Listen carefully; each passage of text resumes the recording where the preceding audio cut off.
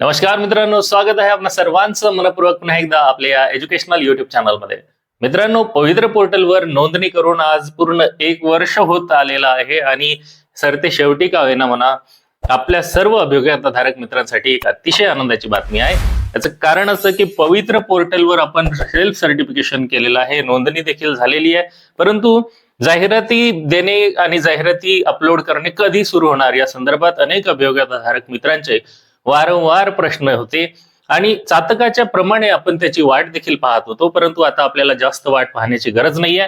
1 मे 2026 रोजी म्हणजे आज महाराष्ट्र दिन आहे आणि जागतिक कामगार दिवस देखील आहे. तर कदाचित याच औचित्य साधून सरकारने आज ही घोषणा केलेली आहे. एक नोटिफिकेशन आलेलं आहे आणि या नोटिफिकेशन मध्ये त्यांनी स्पष्ट सांगितलेलं आहे की ज्या काही व्यवस्थापना असतील त्यांच्यासाठी यामध्ये सूचना दिलेल्या आहेत. स्थानिक स्वराज्य संस्था आहेत, खाजगी शैक्षणिक संस्था आहेत, यांच्या शाळांमधील शिक्षकांची जी काही रिक्त पदे आहेत ती भरण्यासाठी पवित्र पोर्टलवर जाहिरात देण्याच्या संदर्भात सूचना या ठिकाणी आलेल्या आहेत. मित्रांनो, आजचीच ही एक महत्वपूर्ण अपडेट आहे. ही एक सर्व अभियोग्यताधारक मित्रांसाठी उशिरा का होईना आलेली पण एक आनंदाची बातमी आहे.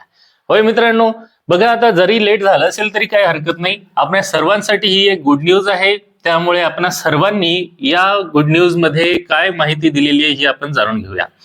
बघा मित्रांनो, टेट 3 म्हणजे ही शिक्षक अभियोग्यता आणि बुद्धिमत्ता चाचणी 2025 कधी घेण्यात आली होती तुम्हाला सर्वांना माहिती आहे. 27 मे 2025 पासून ती 5 मे 2026 पर्यंत ही प्रक्रिया चाललेली आहे.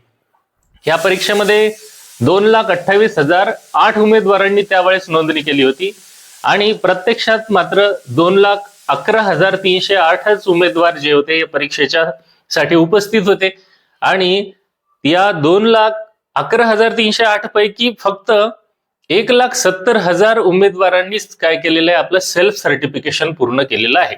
म्हणजे 1,70,108 108 आपल्या हिंदू संस्कृतीमध्ये जी काही माळीतले मणी असतात ना, तसा शेवटचा आकडा या ठिकाणी दिसत आहे.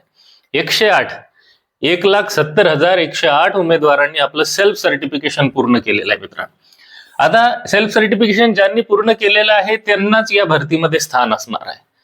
आता जे काही पात्र उमेदवार आहेत यांच्या नियुक्तीसाठी पवित्र पोर्टलवर आता जाहिराती देण्याची जी प्रक्रिया सुरू व्हायला पाहिजे होती त्याच्या संदर्भातलं हे नोटिफिकेशन आहे. हे ऑफिशियल नोटिफिकेशन आहे.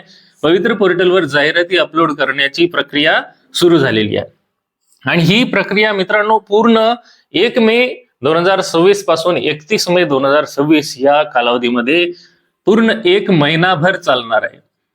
1 महिनाभर ही प्रक्रिया चालणार आहे. याच्यामध्ये ज्या काही खाजगी शैक्षणिक संस्था आहेत, जिल्हा परिषद शाळा आहेत, महानगरपालिका आहेत, म्हणजेच ज्या काही आस्थापना आहेत त्या सगळ्या आस्थापना स्थानिक स्वराज्य संस्थाच्या असतील, खाजगी असतील, यांना पोर्टलवर आता जाहिराती अपलोड करण्याची जी प्रक्रिया आहे, प्रोसेस आहे, ती सुरू झालेली आहे. त्यामुळे आता शिक्षक भरती होणार का, कधी होणार, असे जे प्रश्न होते या प्रश्नाला थोडासा विराम लागलेला आहे. पण याचा अर्थ असं नाही की आता या महिन्यातच भरती प्रक्रिया सुरू होणार आहे. नाही मित्रांनो, या प्रक्रियेला थोडा वेळ लागतो.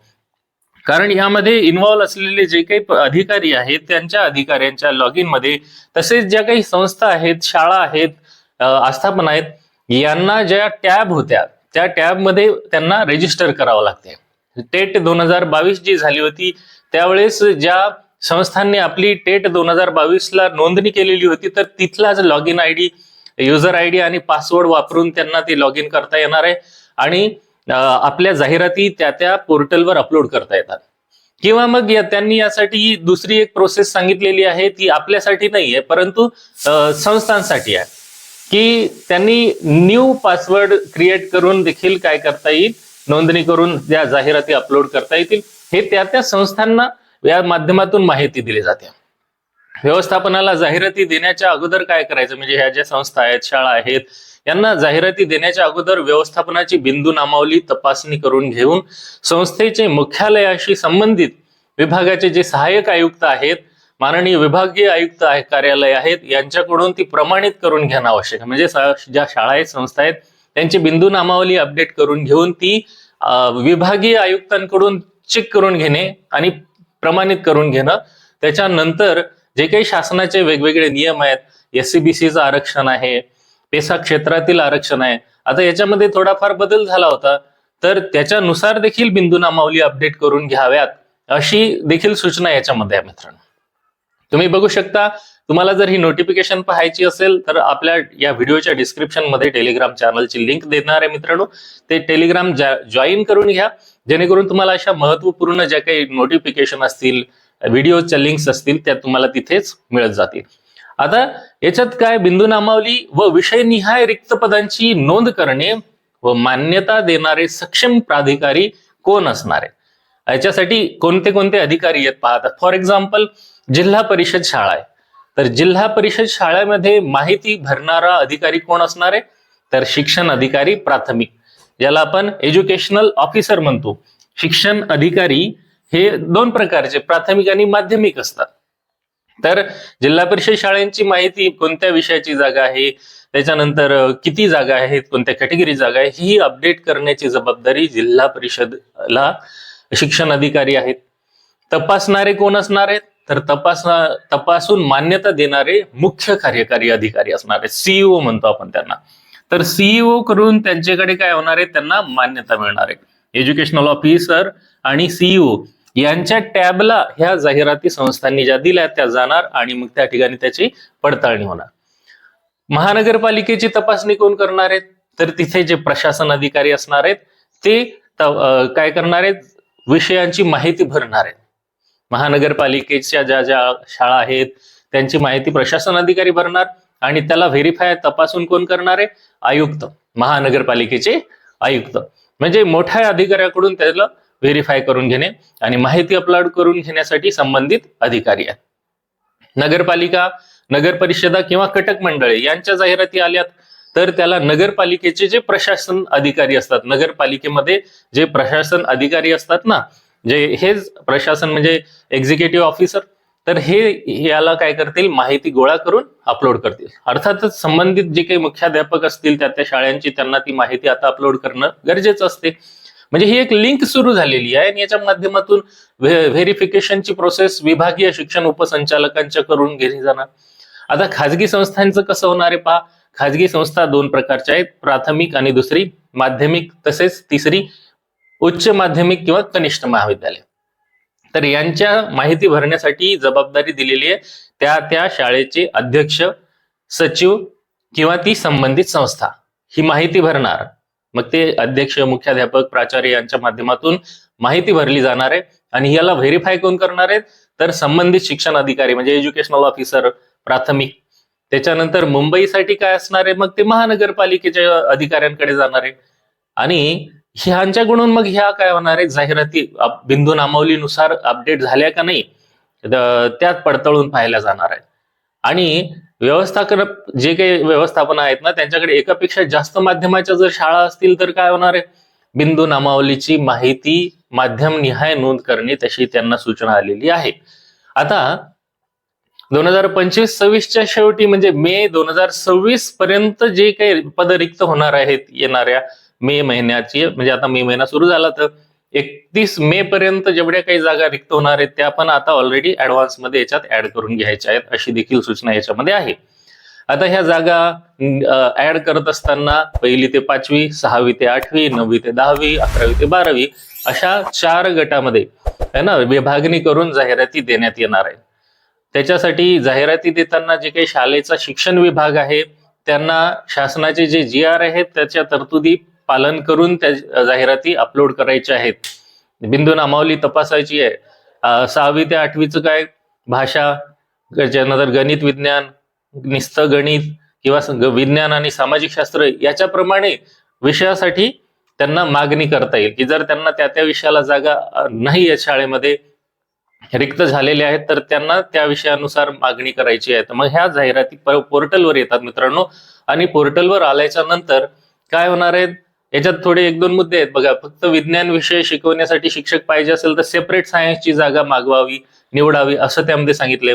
जर गणित आणि विज्ञान दोन्ही विषय शिकवण्यासाठी एकच शिक्षक पाहिजे असले तर गणित विज्ञान असा ऑप्शन निवडायचा आहे. म्हणजे एका विषयासाठी एक शिक्षक पाहिजे असेल तर तसा ऑप्शन, किंवा एकच शिक्षक पण 2 विषय शिकू शकणारा असला पाहिजे तर तसा ऑप्शन निवडायचा आहे. आणि 9वी 10वी साठी भाषा विषय, गणित आहे, विज्ञान आहे किंवा गणित आणि विज्ञान एकत्र शिकवणारा, सामाजिक शास्त्र विषय शिकवणारा, त्याच्यामध्ये स्पेशलायझेशन इतिहासचं, भूगोलचं असं सेपरेट पाहिजे असेल तर तशी देखील मागणी जाहिरातींना करता येणार आहे. जाहिरातींच्या माध्यमातून संस्थांना आस्थापनांना करता येणार आहे. तर ही जी काही डिटेल माहिती आहे ही आस्थापनांच्यासाठी आहे. आपल्याला कसं पाहता येईल तर आपण आपल्या लॉग इन मध्ये जेव्हा आपल्याला जाहिराती डाउनलोड करण्याची सुविधा दिली जाईल, अर्थातच ती आता भेटणार नाही, जून महिन्यात तुम्हाला ती सुविधा भेटणार आहे.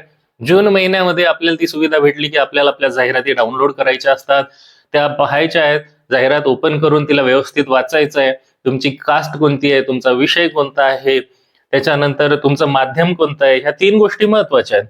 ह्याच्यानुसारच तुम्हाला त्या जाहिराती आलेल्या असणार आहेत, म्हणजे तुम्हाला तिथे गोंधळून जाण्याची गरज नाही. आपोआपच तुमच्याच रजिस्ट्रेशन, आता पहा ना आपण काय केलेले, सेल्फ रजिस्ट्रेशन केलेले म्हणजे सर्टिफिकेशन केलेलं. तर आपण जी जी माहिती भरली, एखाद्याने चुकून का होईना भरली असेल तर तुम्हाला त्याच माध्यमाची माहिती येईल, आणि जर बरोबर भरली तर बरोबर त्याच माध्यमाची माहिती येणार आहे. म्हणजे सेल्फ सर्टिफिकेशन मध्ये जी माहिती भरली त्याच तुम्हाला जागा आस्थापना पवित्र पोर्टलच्या त्या टॅब मध्ये दिसणार आहेत, आणि ती माहिती तुम्हाला भरण्याची सुविधा भेटणार आहे. आणि त्याला मग डाउनलोड करायचंय, असाइन करायचंय, त्याच्यानंतर लॉक करायचंय आणि सेव्ह करायचंय. आणि प्रिफरन्सेस सेल्फ सर्टिफाईड ते लॉक्ड प्रिफरन्सेस म्हणून तुम्हाला ते डाउनलोड करायची, PDF जपून ठेवायची आहे. ही सगळी प्रोसेस पुढे करायची आहे. आणि त्यामुळे एक आनंदाची बातमी हीच होती आपल्या सगळ्यांकरिता की पवित्र पोर्टलची जाहिराती देणे कधी सुरू होतात, तर हे आजच सुरू झालेले आहेत. त्याच्यामुळे सर्वांना एक निश्चिंतता मिळाली असेल. तुम्हाला देखील ही माहिती ऐकून आनंद वाटला असेल, आणि व्हिडिओमध्ये मी जी काही ऍडिशनल इन्फॉर्मेशन दिलेली आहे ती देखील तुम्हाला कशी वाटली. व्हिडिओ आवडला असेल तर मित्रांनो भरभरून लाईक करा. लाईक केल्याने मला तेवढीच प्रेरणा मिळते. आणि माझ्या चॅनलशी जोडलेले राहा. हे माझं चॅनल आहे, मी आज पहिल्यांदा बोललो, हे आपलं चॅनल आहे असं म्हणतो मी, कारण हे अभियोग्यताधारक मित्रांसाठी आपलं हक्काचं व्यासपीठ बनावं अशी माझी इच्छा आहे. आणि निश्चितच याची माहिती तुम्हाला मी वेळोवेळी देत आहे, आणि ही उपयुक्त माहितीच तुम्हाला देत आहे. वारंवार कोणत्याही वेळी येऊन अपडेट म्हणून तुम्हाला फक्त व्हिडिओ बनवून एंगेज नाही करत मित्रांनो, फक्त ऑथेंटिक इन्फॉर्मेटिव्ह माहितीच तुम्हाला व्हिडिओच्या माध्यमातून दिली जाते. त्याच्यामुळे व्हिडिओ शेवटपर्यंत बघत जा, आणि व्हिडिओ आवडला तर लाईक करत जा मित्रांनो. आपल्या मित्राच्या या चॅनलला जोडलेले राहा, जेणेकरून मला देखील त्याचा आनंद मिळेल. आणि इथून पुढची जी भरतीची प्रक्रिया आहे ती सगळी आपण चांगली करूया. आपल्या सर्वांचं जे काही शिक्षक होण्याचं स्वप्न आहे ते निश्चितच पूर्ण होत, हीच माझी ईश्वरचरणी प्रार्थना आहे मित्रांनो. पुन्हा एकदा आपल्या सर्वांना मी शुभेच्छा देतो आणि इथेच थांबतो. पुन्हा भेटूया नवीन माहितीसह नवीन व्हिडिओमध्ये. तोपर्यंत आपणा सर्वांना खूप खूप शुभेच्छा.